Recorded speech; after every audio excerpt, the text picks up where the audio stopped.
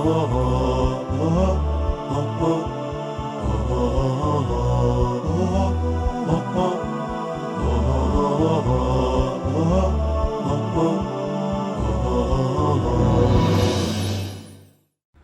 باللہ من الشیطان الرجیم، بسم اللہ الرحمن الرحیم۔ ناظرین، خدیجہ ٹی وی کے اس اسپیشل پروگرام میں آپ کا میزبان اطہر کاظمی آپ کا خیر مقدم کرتا ہے۔ آج ہم بات کریں گے مولا ابو الفضل عباس علیہ الصلوۃ والسلام کی یوم ولادت پر ان کی تعلیمات اور ان کے کردار کے بارے میں۔ سب سے پہلے تمام ناظرین کی خدمت میں مولا کی ولادت کی بہت بہت مبارکباد پیش کرتے ہیں۔ آج ہمارے ساتھ ہمارے مہمان عالم دین حجت الاسلام والمسلمین مولانا مصطفیٰ علی خان صاحب اسٹوڈیو میں موجود ہیں۔ آئیے ان کا استقبال کرتے ہیں۔ مولانا السلام علیکم۔ علیکم السلام ورحمۃ اللہ۔ آغا، مولا ابو الفضل عباس علیہ الصلوۃ والسلام کی بات کریں تو ولادت سے اس گفتگو کا آغاز کرتے ہیں کہ مولا کی ولادت کب ہوئی، ان کی کنیت کیا تھی اور ان کے اسم گرامی کیا تھے؟ اعوذ باللہ من الشیطان الرجیم، بسم اللہ الرحمن الرحیم، الحمد للہ رب العالمین، وصلی اللہ علی سیدنا محمد وآلہ طیبین الطاہرین۔ سب سے پہلے آپ کی خدمت میں اور تمام ناظرین کی خدمت میں اور آپ سب کی جانب سے صاحب عصر اجل اللہ تعالی فرجہ الشریف کی خدمت میں ابو الفضل عباس علیہ الصلوۃ والسلام کی ولادت باسعادت کی مبارکباد پیش کرتے ہیں۔ آپ کا سوال کہ گفتگو کا آغاز آپ کی ولادت سے کیا جائے، میرا کہنا یہ ہے کہ گفتگو کا آغاز وہاں سے کیا جائے جہاں سے امیر المومنین نے بات شروع کی۔ جی، امیر المومنین علیہ الصلوۃ والسلام نے اپنے بھائی عقیل سے کہا کہ میرے لیے عرب کے شجاع خاندان سے ایک لڑکی کا، ایک خاتون کا انتخاب کرو جو اس سے میں صاحب اولاد ہو سکوں، جو شجاع ہو اور صاحب کردار ہو۔ یہاں پر ایک چیز ذہن میں آتی ہے اور قبل اس کی کسی کے ذہن میں آئے اس کا جواب یہیں پہ دے دیا جائے۔ کیا ایسا نہیں تھا کہ امیر المومنین جانتے نہیں تھے کہ کہاں شادی کرنا ہے مجھے؟ انہوں جانتے تھے، بالکل۔ امیر المومنین زیادہ علم کس کے پاس ہے؟ ان کو عقیل سے پوچھنے کی کیا ضرورت ہے؟ یہاں پہ دو چیزیں ہیں۔ ایک تو عقیل نسب شناس تھے تو ان کو اہمیت اور تاریخ میں ایک افادیت اور تاریخ میں ان کے شخصیت کو زندہ رکھنے کا ایک عنوان مل جائے گا اپنے بھائی کو۔ دوسرا یہ ہمارے لیے پیغام ہے کہ اپنے معاملات میں مشورہ کرو، جی، جس طرح کا معاملہ ہو اس پہ جو صاحب نظر ہے اس سے مشورہ کرو۔ یہاں چونکہ شادی بیاہ کی بات تھی، نسب شناس سے مشورہ کیا، کوئی علاج کی بات ہے کسی ڈاکٹر سے مشورہ کیا، تعلیم کی بات ہے کسی عالم سے مشورہ کیا۔ امیر المومنین علیہ الصلوۃ والسلام کا یہ عمل خود اپنے آپ میں ایک تعلیم ہے کہ اپنے معاملات میں دوسروں سے مشورہ کیا کرو۔ ورنہ امیر المومنین جانتے تھے مجھے کہاں شادی کرنی ہے، مجھے کس طرح کی اولاد حاصل ہوگی، وہ کیا کرے گی، سب جانتے تھے، لیکن آپ رسول کی فرمائش اور قرآن کی فرمائش پہ عمل کرتے ہوئے مشورہ کر رہے تھے اور ہم کو بھی تعلیم دے رہے تھے کہ مشورہ کیا کرو۔ امیر المومنین نے اس مشورے کے ذریعے یہ تعلیم دی۔ دوسری ایک اور تعلیم دی کہ انتخاب زوجہ اور انتخاب ہمسر میں کتنی چیزوں کی رعایت ہونی چاہیے۔ واہ! اگر مقصد ازدواج کا اولاد کا حصول ہے جو اکثر ہوتا ہے تو پھر اس کے لیے بہترین خاتون کا انتخاب کرو۔ جیسی خاتون لاؤ گے ویسی ہی اولاد تمہیں حاصل ہوگی۔ بالکل۔ کیونکہ تربیت اسی کو دینی ہے، پہلا مدرسہ خود ماں کی گود ہے، تو جیسی وہ خاتون ہوگی ویسی ہی اولاد کی تربیت کرے گی۔ لہٰذا باقی تمام چیزوں کو نظر میں رکھنا یا نہ رکھنا اتنا امپورٹنٹ نہیں ہے۔ سب سے پہلے خود اس شخصیت کا کردار ہے، مال ہے یا نہیں ہے، خاندان میں دیگر چیزیں جو اہمیت رکھتی ہیں، شجاع خاندان ہو، باعزت خاندان ہو، شرف والا خاندان ہو، وقار والا خاندان ہو۔ مال شرف نہیں لاتا، مال تو ضرور کفار کے پاس بھی ہو سکتا ہے، مال کسی حرام خور کے پاس بھی ہو سکتا ہے، مال کسی ایسے کے پاس جو دوسروں پر ظلم کرتا ہے اس کے پاس بھی ہو سکتا ہے۔ مال ہونا شرف کی علامت نہیں ہے۔ جی، ہاں شرف بھی ہو اور مال اور غنا بھی ہو تو کیا کہنا، وہ ایک الگ چیز ہے۔ تو امیر المومنین یہاں پہ کہہ رہے ہیں مجھے شجاع خاندان چاہیے، مجھے عرب کا شجاع ترین خاندان چاہیے جس سے مجھے شجاع لڑکا ملے۔ تو بات وہاں سے شروع ہوئی۔ جی، آپ نے فاطمہ کلابیہ کا نام پیش کیا، یعنی جناب عقیل نے فاطمہ کلابیہ کا نام پیش کیا۔ اب یہیں سے آپ کو ابو الفضل عباس علیہ السلام کی تربیت کہاں ہو رہی ہے آپ کو جواب ملنا شروع ہو جائیں گے. واہ واہ واہ. فاطمہ کلابیہ سے عقد کیا امیر المومنین نے, ان کو لے کر اپنے گھر آئے. یہ واقعہ سب نے نقل کیے ہیں. ایک نئی دلہن جب کسی کے گھر آتی ہے, اپنے خاوند کے گھر آ رہی ہے, اب اس گھر کی مالکہ ہے, جی. اس کے کیا ارمان ہوں گے, اس کی کیا خواہشات ہوں گی. لیکن یہاں آ کر کردار ہمیں مل رہا ہے کہ یہ دلہن جو آج دلہن بن کے آ رہی ہے, اس گھر کی مالکہ بن کے آ رہی ہے, امیر المومنین کی زوجہ بن کے آ رہی ہے, وہ خواہش کر رہی ہے امیر المومنین سے کہ آپ مجھے میرے نام سے نہیں پکاریں گے, کیونکہ میرا نام ہم نام ہے جناب زہرا سلام اللہ علیہا کے. میرا نام بھی فاطمہ ہے, آپ مجھے میرے نام سے نہیں پکاریں گے تاکہ ان بچوں کو اپنی ماں کی یاد نہ آئے.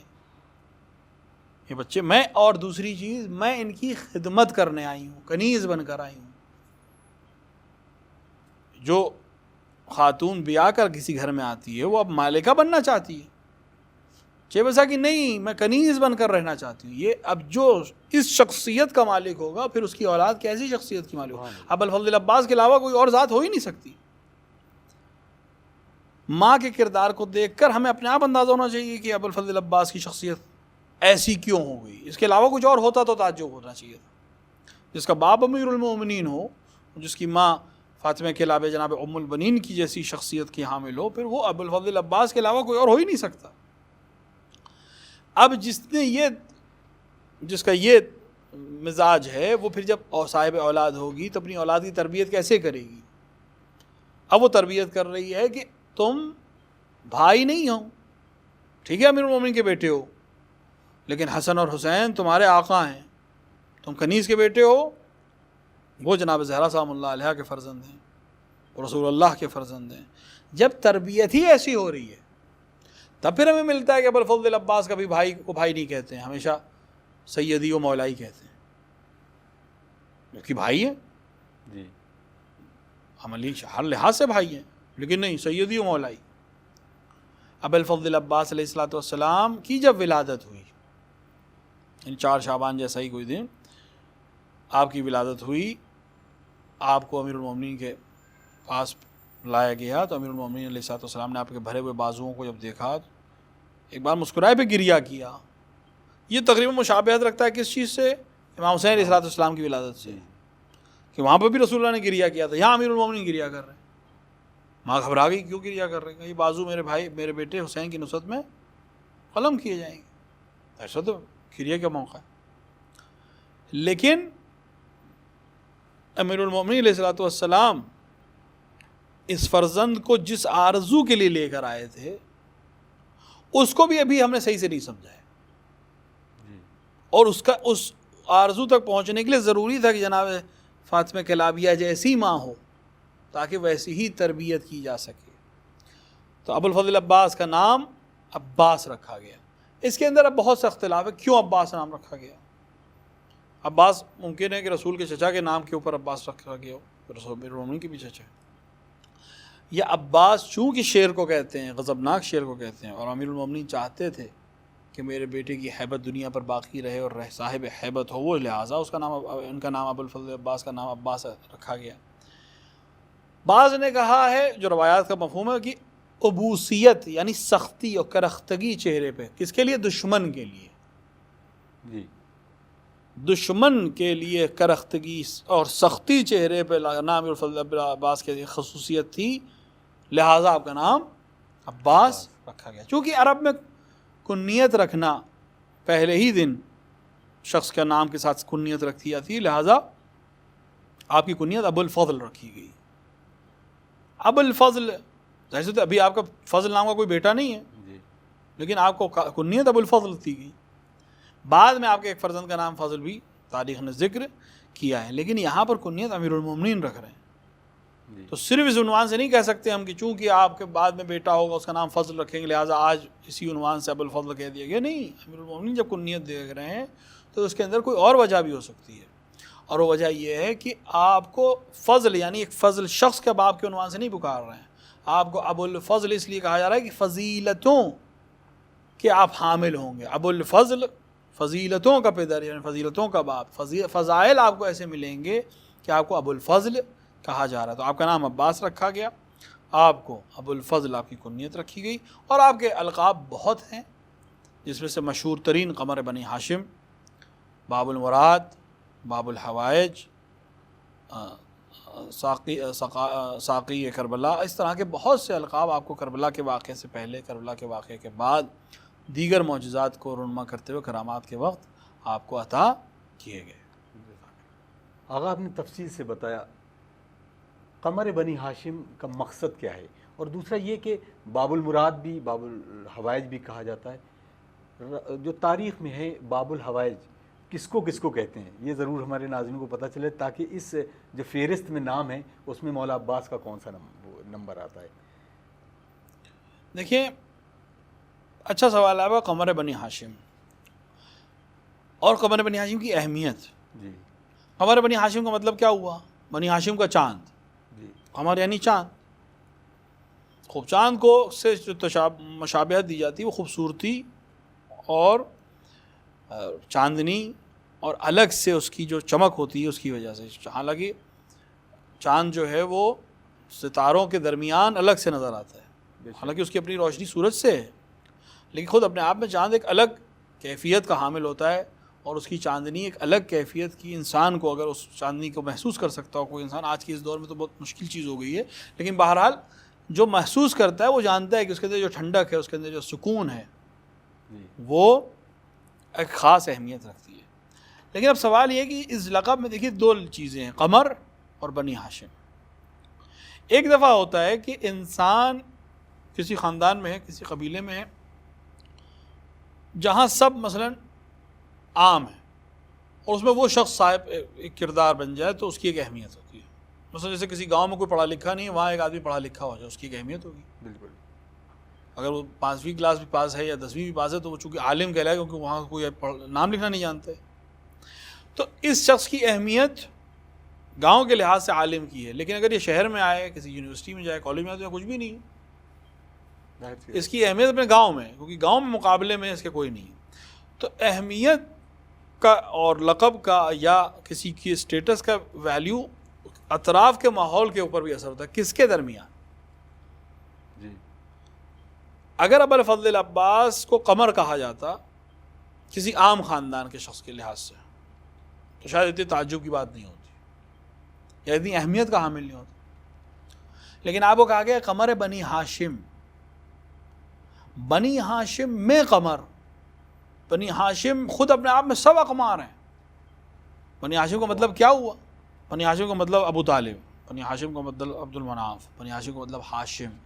رسول اکرم خود بنی ہاشم سے, امیر المومنین خود بنی ہاشم ہیں, جناب حمزہ بنی ہاشم ہیں, جناب عبداللہ بن جعفر, جناب عقیل, جناب مسلم, کس کس کے آپ نام لیں گے؟ ان سب ناموں کو نظر میں رکھیے. بنی ہاشم کی فہرست اپنے نظر میں رکھیے. امام حسن, امام حسین, ان میں قمر ہے کوئی, اس کی اہمیت سمجھیں آپ. اس کو ایک دوسری طرح سے بھی سمجھا جا سکتا ہے کہ دیکھیں اکثر کہا جاتا ہے کہ ابو الفضل العباس علیہ السلام امیر المومنین کی دعا ہیں. امیر المومنین نے تمنا کی ہے بیٹے کی, عقیل سے یہی تو کہا کہ مجھے ایک بیٹا چاہیے, شجاع ترین خاندان سے میرا عقد کراؤ, مجھے بیٹا چاہیے. خوب امیر المومنین جس وقت یہ بات کہہ رہے ہیں اس وقت آپ کے کئی بیٹے موجود ہیں, امام حسن امام حسین موجود ہیں. عام طور سے آدمی بیٹے کی تمنا کب کرتا ہے؟ جب اس کا اولاد نہ ہو. جس کے پاس حسن اور حسین جیسے بیٹے ہوں, محمد حنفیہ جیسا بیٹا ہو, وہ اگر بیٹے کی تمنا کر رہا ہے تو پھر اس کے اندر کوئی خاصیت ہونی چاہیے. شاید اس کا جواب ایک یہ ہو کہ بنی امام حسن امام حسین رسول اللہ کے بیٹے ہیں, حضرت علی اپنا بیٹا چاہتے تھے. واہ, امام حسن امام حسین تو رسول اللہ کے بیٹے ہیں. اور اس کا جواب محمد حنفیہ نے جنگ جمل اور جنگ صفین میں بھی دیا ہے, اور بعد میں امام حسن ابو الفضل العباس کے عمل میں بھی ہم کو ملتا ہے. تو امیر المومنین اپنا بیٹا چاہتے تھے. تو اپنا, جس کو امیر المومنین اپنا بیٹا کہہ کر تمنا کر رہے ہیں, اس کی شخصیت واقعاً منفرد ہوگی. اسی لیے آپ کو باب الحوائج کہا گیا. باب الحوائج ایک لقب ایسا ہے کئی کے پاس, کئی لوگوں کے پاس.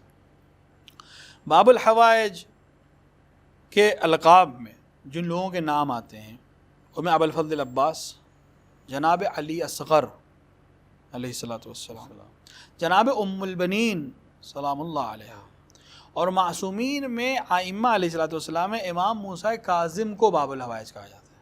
البتہ یہاں پہ میں تشریح کر دوں، ہر امام باب الحوائج ہے، رسول اکرم باب الحوائج ہے، جناب زہرا باب الحوائج ہے، لیکن لقب کی بات اور ہوتی ہے۔ ہر امام شہید ہے لیکن سید الشہداء امام حسین علیہ الصلوۃ والسلام، ہر امام امیر ہے لیکن امیر المؤمنین صرف علی بن ابی طالب علیہ الصلوۃ والسلام، ہر امام مجتبیٰ ہے لیکن امام حسن کا لقب مجتبیٰ ہے، ہر امام عالم ہے لیکن عالم آل محمد امام رضا علیہ الصلوۃ والسلام کو کہا گیا، ہر امام عالم ہے، ہر امام صادق ہے لیکن صادق کا لقب امام جعفر کو دیا، جعفر ابن محمد کو دیا گیا۔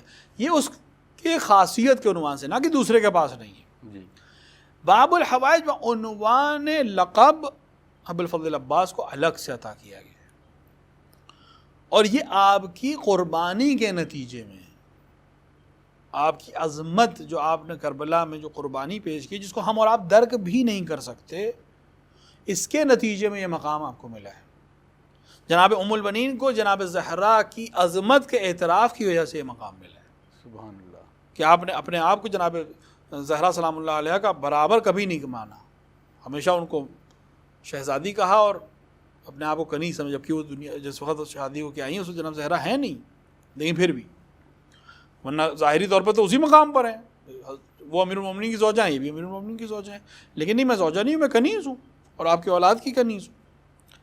معرفت جناب زہرا نے جناب ام المومنین کو باب الحوائج بنا دیا، معرفت فرزندان حضرت زہرا نے ابوالفضل العباس علیہ الصلوۃ والسلام کو باب الحوائج بنا دیا۔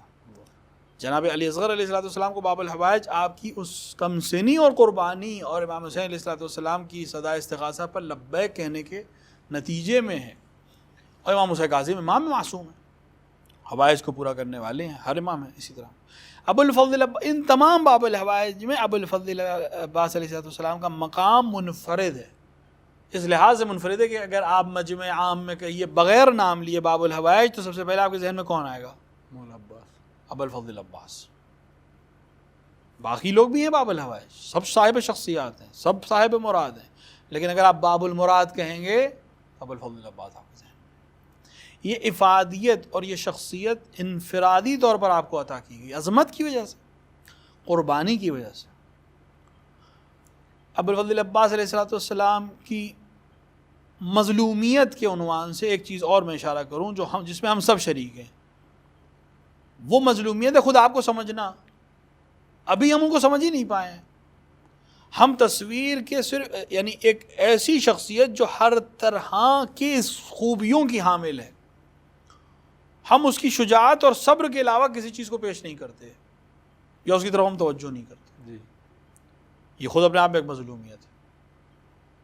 یعنی ابوالفضل العباس کو ہم بعنوان غضنفر، بعنوان مجاہد، بعنوان سپہ سالار، بعنوان علمدار، بعنوان سقا، بعنوان مثلاً فوج کو کے علمبردار کے عنوان سے اور شجاعت کے عنوان سے، باوفا کے عنوان سے پیش کرتے ہیں، لیکن دیگر پہلوؤں کی طرف سے شاید ہماری نظر بھی، آپ کے علم کے اوپر ہماری نظر نہیں جاتی۔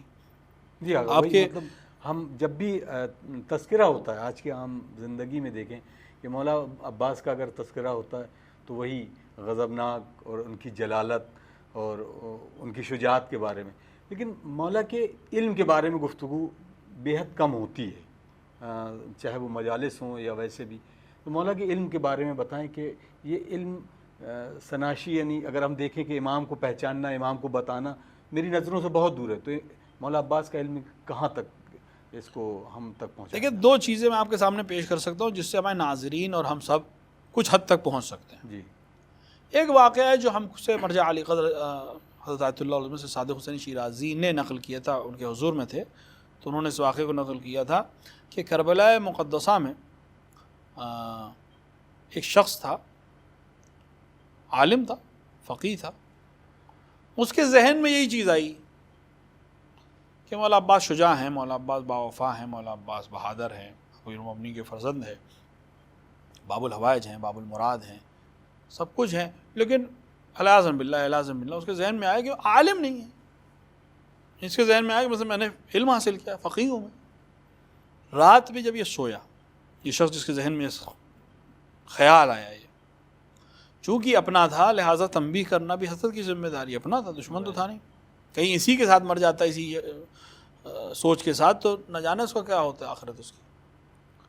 خواب میں ابوالفضل عباس علیہ السلام اس کے آئے، اس کے بعد کہا کہ تم بہت بڑے عالم ہو، فقیہ ہو، ایسا ہے کہ تم اپنے اساتید کے نام بتاؤ، کن استادوں نے تمہیں پڑھایا؟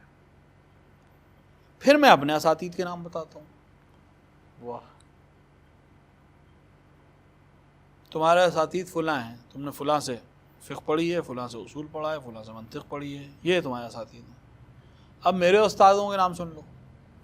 میرے پہلے استاد کا نام ہے امیر المومنین علی ابن ابی طالب، میرے دوسرے استاد کا نام ہے حسن مجتبیٰ، تیسرے استاد کا نام ہے حسین ابن علی۔ تمہارا کون سا استاد میرے ان میں سے کسی استاد کے برابر ہے جو تمہارے ذہن میں گمان آیا کہ تم مجھ سے زیادہ علم رکھتے ہو؟ سبحان اللہ، سبحان اللہ۔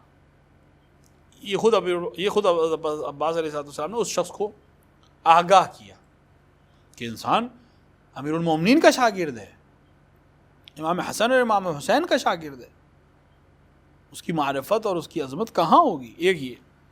دوسرا ایک واقعہ جو قرآن نے نقل کیا ہے، اتنا وقت نہیں کہ ہم اس کی تفصیل پیش کریں، لیکن اس بات سے ہم اس مورد تک پہنچ سکتے ہیں۔ دیکھیے قرآن نے جناب خضر اور جناب موسیٰ کا واقعہ نقل کیا ہے علیہ الصلوۃ والسلام۔ واقعہ پورا آپ کے ذہن میں، ناظرین کے بھی ذہن میں ہوگا کہ جناب موسیٰ کو حکم ہوا کہ ہمارے صالح بندے کے ساتھ رہو۔ جناب خضر نے کہا تو میرے ساتھ نہیں رہ سکتے کیونکہ تمہارے اندر صبر نہیں ہے۔ پھر وہ واقعہ پیش آیا، کہیں پہ کشتی میں سوراخ کیا ہو، کہیں پہ دیوار بنا دی ہو، کہیں پہ بچے کو قتل کر دیا، اور ہر نتیجے میں ہر بار جناب موسیٰ نے سوال کیا آخر میں، اور انہوں نے کہا کہ اب آخری بار تھا، یہ تیسری بار ہو گیا، اب آپ ہمارے ساتھ نہیں رہ سکتے۔ تو انہوں نے علت پوچھی۔ اس واقعے سے ہم بہت سے نتائج نکال سکتے ہیں۔ اس وقت جو بات میں کہنا چاہ رہا ہوں یہ ہے کہ دیکھیے جناب موسیٰ کیوں اعتراض کر رہے تھے؟ کیونکہ جناب موسیٰ کے پاس وہ علم نہیں تھا جو جناب خضر کے پاس تھا، جبکہ آپ نبی تھے، لازم پیغمبر ہیں، صاحب شریعت ہیں، لیکن وہ علم جو جناب خضر کو اللہ نے دیا تھا وہ جناب موسیٰ کو نہیں دیا تھا۔ علم نہ ہونے کی وجہ سے آپ اعتراض کرتے تھے، ہر بار وعدہ کرتے تھے صبر کرنے کا، لیکن کوئی نہ کوئی مورد ایسا ہو جاتا تھا کہ چونکہ علت نہیں معلوم ہے لہٰذا بے ساختہ انسان اعتراض کرے گا۔ تو اس سے ایک نتیجہ یہ نکلتا ہے کہ اکثر وہ لوگ جو سوال کرتے ہیں یا اعتراض کرتے ہیں وہ علم نہ ہونے کی وجہ سے کرتے ہیں۔ بس اگر ہمیں تاریخ میں کوئی شخصیت ایسی مل رہی ہے جو سوال نہیں کرتی اور خاموش رہتی ہے تو دو ہی چیزیں ہیں یہاں پر، یا تو وہ مطیع محض ہے جو خود علم کی علامت ہے، اور یا وہ وہی علم رکھتی ہے جو سامنے والا علم رکھتا ہے۔ مثلا اگر میں اور آپ ساتھ چل رہے ہیں اور آپ میرے ساتھ چپے چاپ چل رہے ہیں تو اس کی دو ہی وجہ، یا تو آپ میرے ساتھ اس لیے چپ چل رہے ہیں کہ آپ میرے مطیع ہیں، میں جہاں جاؤں گا وہاں جائیں گے، جہاں اٹھوں گا وہاں اٹھیں گے، جہاں بیٹھوں گا وہاں بیٹھیں گے، یا آپ کو معلوم ہے کہ وہاں کہاں جا رہا ہوں، جو چیز مجھے معلوم ہو، یا آپ کو معلوم ہے کہ یہ رستہ فلاں صاحب کے گھر جاتا ہے، آپ وہیں جا رہے ہیں، ابھی وہاں اتنی دیر بیٹھیں گے، وہاں یہ باتیں ہوں گی، تو آپ کیوں پوچھیں گے مجھ سے کہ ہم لوگ کہاں جا رہے ہیں، کیوں جا رہے ہیں؟ آپ کو علم ہے۔ تاریخ کربلا میں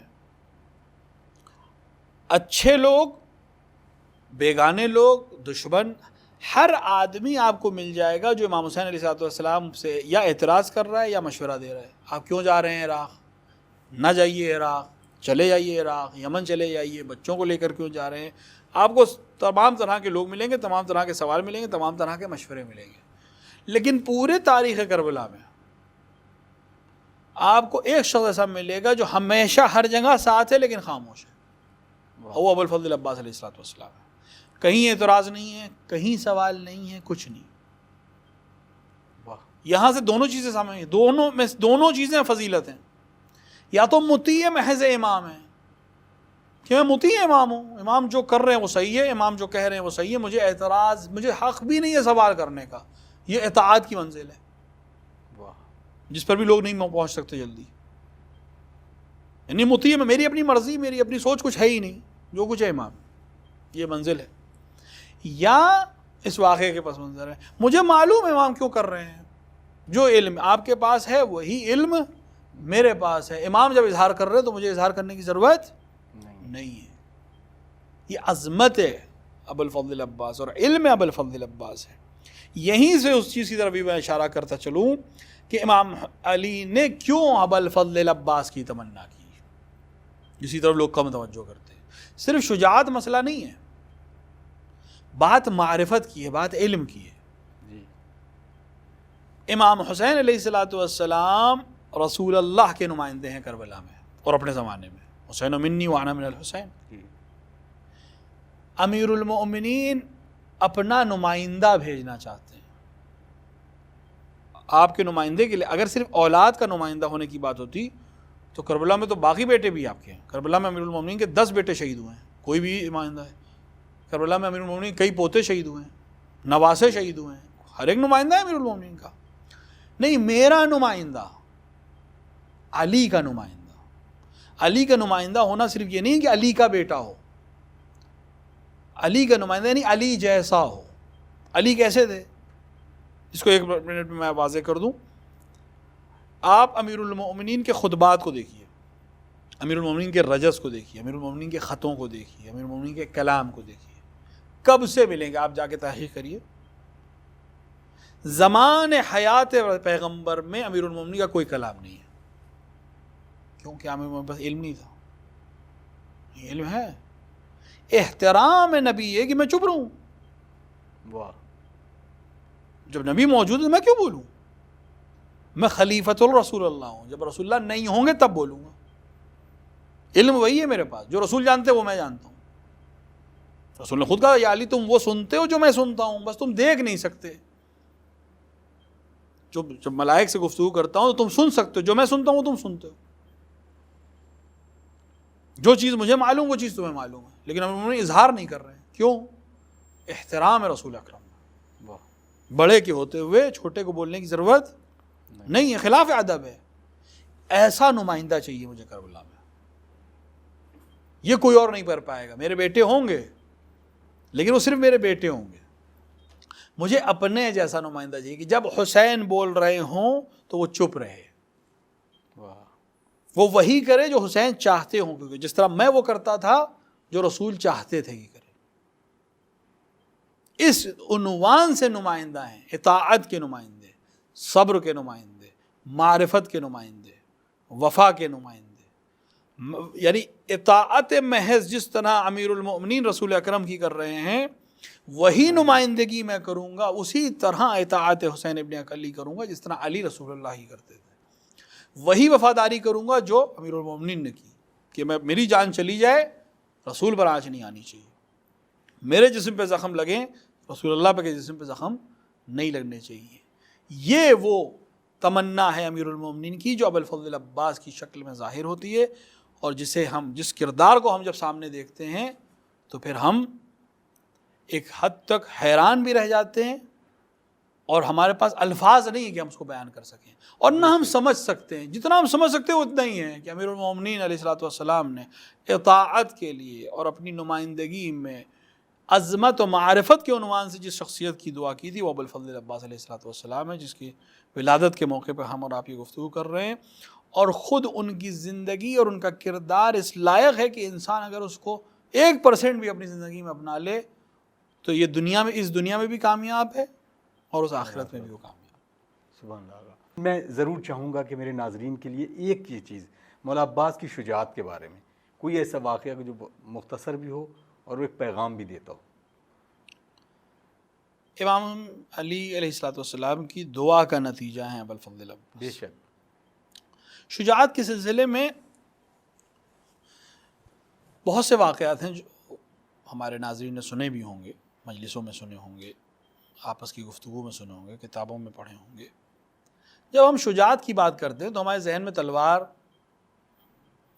دشمن کو ہلاک کر دینا، دشمن کو زیر کر دینا، یہ سمجھ میں آتا ہے، اور ظاہری مفہوم بھی یہی ہے. بالکل. لیکن رسول کی اگر اس حدیث کو آپ غور کریں کہ جب وہ لشکر لوٹ رہا تھا ایک بڑی جنگ سے، تو رسول نے کیا کہا تھا کہ تم جہاد اصغر سے لوٹے ہو، ابھی جہاد اکبر باقی ہے. لوگوں سے جہاد اکبر کیا ہے کہ جہاد بالنفس، نفس سے جہاد کرنا. ابو الفضل عباس کی شجاعت صفین کے میدان کا وہ حملہ نہیں ہے، کچھ بھی نہیں ہے ان کے لیے. جس کا باپ شجاع ترین فرد ہو، بے شک اس کے لیے صفین کی فوج ہے ہی کیا؟ کربلا میں آپ نے جو بات کہی وہ واقعہ ملتا ہے جناب حبیب نے یا جناب زہیر بن قین نے 9 محرم کو تاسوعا، روایت میں ملتا ہے کہ تقریباً سورج سوا نیزے پہ تھا. سوا نیزے اس نیزے پہ جو ہم کہتے ہیں تو زمانے میں اسکیل یہ تھا، جی ہمارے پاس گھڑیاں تو تھی نہیں، اس طریقے سے ناپا کہ مطلب سورج اتنے یعنی ڈوبنے میں بھی اتنے پہر ہیں، اتنے گھنٹے ہیں، یعنی ڈوبنے میں کچھ گھنٹے باقی تھے. میں سے کسی ایک نے، اب اس وقت تاریخ میں اختلاف ہے کس نے، ابوالفضل عباس کو داد شجاعت دی کہ ابوالفضل تمہیں پتہ ہے کہ امیر المومنین نے تمہارے لیے کیوں تمنا کی تھی؟ روایت میں ملتا ہے کہ ابوالفضل نے انگڑائی لی اور آپ کی زریں ٹوٹ گئی اور رکابیں ٹوٹ گئیں، پیر سے گھوڑے کی رکابیں ٹوٹ گئیں زین سے. تو کہا تشجعونی، مجھے غیظ دلاتے ہو، مجھے داد شجاعت دیتے ہو، جاؤ آقا سے جنگ کی اجازت لے لو میرے لیے. اگر سورج ڈوبنے سے پہلے، 9 محرم کی بات ہے یہ، اگر سورج ڈوبنے سے پہلے میں کوفے کے دارالامارہ پر اپنا یہ علم نہ لگا دوں تو میرا نام عباس نہیں. سبحان اللہ. یہ ہے تو یہ ابوالفضل عباس کی شجاعت ہے؟ نہیں، یہ کچھ نہیں ہے ان کے لیے. شجاعت ابوالفضل عباس نے 10 محرم کو دکھائی ہے، پہلے بھی دکھائی ہے، جو جہاد بن نفس ہے، سخت ہے، یعنی انسان کے لیے سخت ہے جنگ کرنا. جو جنگ کرنے جا رہا ہے وہ ایک بار کھائے گا ایک بار کرے گا، یہ سخت ہے. لیکن ابوالفضل عباس کے لیے اس سے بھی سختر ہے. کیوں؟ کیونکہ آپ کی جو جنگ ہے وہ بغیر تلوار کی جنگ ہے. کہاں پر ہے؟ آپ نے جنہیں پالا ہے، جنہیں جنگ کرنا سکھایا ہے، وہ شہید ہوں گے، آپ کھڑے دیکھتے رہیں گے. یہ جہاد ہے. اللہ اکبر.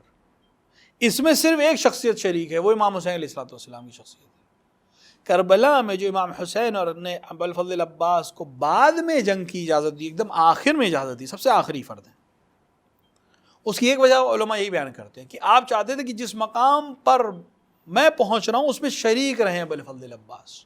اگر میں بیٹوں کی شہادت دیکھ رہا ہوں تو ابوالفضل عباس بھی بیٹوں کی شہادت دیکھیں. اگر میں بھانجے بھتیجوں کی شہادت دیکھ رہا ہوں تو ابوالفضل عباس بھی اس شہادت کو دیکھنے کا جو ثواب مجھے اللہ اور اجر دے گا وہ ابوالفضل عباس میں شریک رہیں. جو بھائیوں کی شہادت کو دیکھنے کے عوض میں مجھے اجر ملے گا وہ ابوالفضل عباس کو ملے. جو تنہائی ہوتی ہے، کوئی نہیں رہ گیا ہے، تو جو ایک انسان کے اوپر سختی آتی ہے اس میں بھی ابوالفضل عباس شریک رہیں. یہ ہے صبر اور یہ ہے شجاعت. شجاعت تلوار کے ذریعے بھی ہوئے، لیکن جو عظیم شجاعت جو رسول اللہ اکرم نے کہا کہ جہاد نفس، جہاد بن نفس، جہاد اکبر، یہ جہاد بن نفس ہے. کہ اگر میرا امام کہہ رہا ہے کہ جنگ نہیں کرنی ہے تو جنگ نہیں کرنی. اگر میرا امام کہہ رہا ہے کہ تمہیں صبر کرنا ہے تو میں صبر کروں گا. میں 3 دن، ظاہری طور پہ 3 دن، ورنہ کب سے آپ پیاسے ہیں نہیں معلوم ہمیں. 7 محرم کو پانی ختم ہوا ہے، بڑوں نے کب سے پانی پینا چھوڑ دیا تھا نہیں معلوم. شاید بچوں کے لیے کب سے پرہیز کر رہے ہوں کہ ہم کم پئیں بچوں کو پلائیں، نہیں معلوم. جناب ابوالفضل عباس نے کب سے پانی نہیں پیا تھا. اللہ اکبر. اس عالم میں انسان دریا میں، بہتے دریا میں قدم رکھنے کے بعد پانی کو چلو میں اٹھائے، اور اس کے بعد لوگ کہتے ہیں کہ ابوالفضل عباس نے امام حسین کی پیاس کو یاد کیا. نہیں، لوگ کہتے ہیں نہیں، جملہ غلط ہے، عربی کا لفظ غلط استعمال کر رہے ہیں. یعنی اسی لفظ کو اگر تشدید کے ساتھ پڑھیں، وکھرا، یعنی امام حسین کی پیاس کو یاد نہیں کیا، پانی کو بتایا کہ امام حسین پیاسے ہیں، اللہ اکبر. اور پانی کو چھوڑ دیا. یہ ہے شجاعت کہ جو اتنا پیاسا ہو وہ دریا کے اندر داخل ہو کر پانی نہ پیے، بلکہ پانی کو بتائے کہ حسین پیاسے ہیں. یہ وہ شجاعت ہے سبحان. جس کے مالک آپ بنے، جس کی وجہ سے آپ باب الحوائج ہیں. یعنی یہ کمال ہے کہ انسان دنیا کی تمام لوگوں کی خواہشوں کو پورا کرے لیکن خود اس کی اپنی خواہشیں پوری نہ ہو سکیں. سبحان اللہ. یہ وہ شخصیت ہے کہ جس کے کردار کو، جیسے میں نے عرض کیا، کہ اگر 1% بھی انسان اپنی زندگی میں اپنا لے، شجاعت، اطاعت، معرفت، بزرگی، حفظ احترام، چھوٹوں سے محبت، بڑوں کا احترام، یہ وہ چیزیں جو ابوالفضل عباس ہم کو بتا رہے ہیں. اگر ہم 1% بھی اس پر عمل کر سکیں اپنے ہر شعبے میں تو نہ دنیا میں ہم کسی کے سامنے رسوا ہوں گے، نہ آخرت میں کسی کے سامنے رسوا ہوں گے. بے شک. اور ابوالفضل عباس کو اس وقت ہم کہہ سکتے ہیں کہ یا مولائی، ہم نے آپ کے کہے پر عمل کرنے کی کوشش کی، اب آپ ہماری شفاعت کریے. واہ. تب یقین جانیے کہ ان کو اس وقت ہماری شفاعت کرنے میں زیادہ خوشی محسوس ہوگی بنسبتاً اس وقت جب ہم ان کا بغیر کسی کردار کے ان کے سامنے جائیں. سبحان اللہ. سبحان. ناظرین، ابھی آپ نے سماعت فرمائی گفتگو علی جناب حجت الاسلام والمسلمین مولانا مصطفیٰ علی خان صاحب سے. مولانا ابوالفضل عباس علیہ الصلاۃ والسلام کی تعلیمات، ان کی شجاعت، ان کی وفاداری اور وہ تمام مراتب جو آپ نے بیان کیے، قرآن کی اوپر اس طریقے سے عمل کرنا کہ وہ قرآن کی آیت کہ بسم اللہ الرحمن الرحیم اطیع اللہ و اطیع الرسول و اولو الامر منکم، اللہ کی اطاعت، رسول اللہ کی اطاعت اور صاحبان امر کی اطاعت. شاید صاحبان امر کی اطاعت ہم کو پتہ ہی نہ چلتی کہ کیسے ہوتی ہے کہ اگر ہم کردار ابوالفضل عباس علیہ الصلاۃ والسلام پر نظر ثانی کر لیں.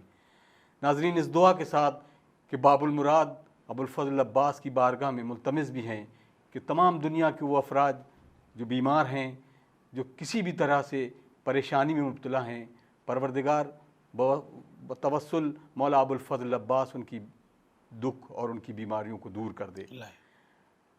ناظرین، پروگرام کا وقت ختم ہوتا ہے. اپنے میزبان اطہر کاظمی کو اجازت دیجیے. السلام علیکم ورحمۃ اللہ وبرکاتہ.